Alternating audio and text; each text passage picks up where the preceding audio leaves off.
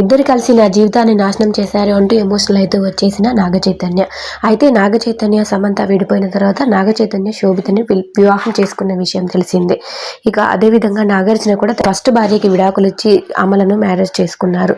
చేసుకున్న తర్వాత నాగచైతన్య పరిస్థితి అయితే అటు తల్లికి ఇటు తండ్రికి కానట్టుగా ఉంది. ఇక తన తల్లిని వదిలేసి తండ్రి దగ్గరే ఉండాల్సిన పని నాగచైతన్యకు ఏర్పడింది. దీనికి కారణం ఎవరు? నాగార్జున. అంతేకాకుండా నాగచైతన్య అమ్మగారికి నాగార్జున విడాకులు ఇవ్వడానికి కారణం కూడా అమల గారిని ప్రేమించడం ద్వారానే నాగార్జున గారు నాగచైతన్య అమ్మగారికి విడాకులు ఇచ్చారు. ఇక అంతేకాకుండా ఇక రీసెంట్గా అఖిల్ వివాహంలో అమల గారు తన పెళ్ళప్పటి చీరని అఖిల్ వైఫ్కి ఇవ్వడం జరిగింది. అయితే చిన్న కొడుకుని ఒకలా పెద్ద కొడుకుని ఒకలా చూస్తూ ఉంటారు. మా నాన్నగారు కూడా అలాగే బిహేవ్ చేస్తున్నారు.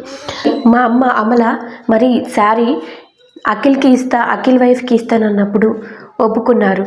మరి నాకు మాత్రం నా భార్యకు మాత్రం ఇలాంటి గిఫ్ట్లు వాళ్ళ దగ్గర నుంచి తగ్గలేదు, జ్ఞాపకాలు.